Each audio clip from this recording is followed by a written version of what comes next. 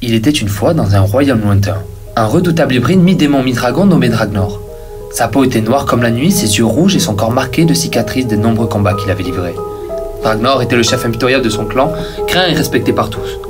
Un jour, le chef de notre clan défia Dragnor. Il s'agit d'une créature, bien que petite et curieuse, possédant une agilité et une stratégie sans égale. Ça n'est pas... L'ornithorynque, aussi appelé Ornithorhynchus anatinus, est un animal semi-aquatique endémique de l'est de l'Australie et de la Tasmanie.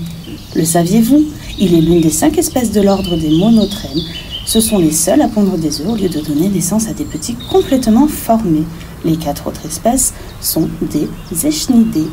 Mais revenons à l'histoire. Merci Morgane. Malgré son pouvoir et sa force, Dragnor fut vaincu, humilié devant son propre clan par l'habile ornithorynque. En punition pour son échec, Dragnor fut banni de son royaume et dépouillé de tous ses pouvoirs. Errant sans but, il traversa des terres désolées jusqu'à atteindre une barrière de lumière éclatante. Il se retrouva soudainement dans un monde féerique, vibrant de couleurs et de vie. Des fleurs géantes et scintillantes parsemaient les prairies, des arcs-en-ciel illuminaient le ciel, et partout où il posait les yeux, des petits cœurs, des nounours dansants, des cascades enchantées et des fées ailées créaient un spectacle de douceur et d'émerveillement.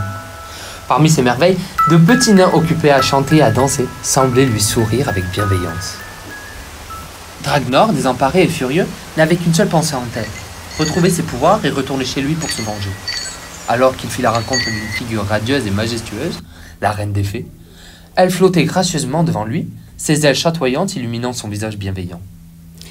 Bienvenue, Dragnor. Tu as été banni de ton royaume.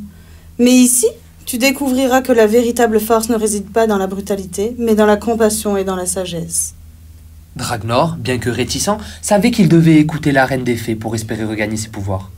Ainsi commença son voyage dans ce monde enchanté, où il devait apprendre à voir au-delà de la force brute et à découvrir le pouvoir de la bonté et de l'amour.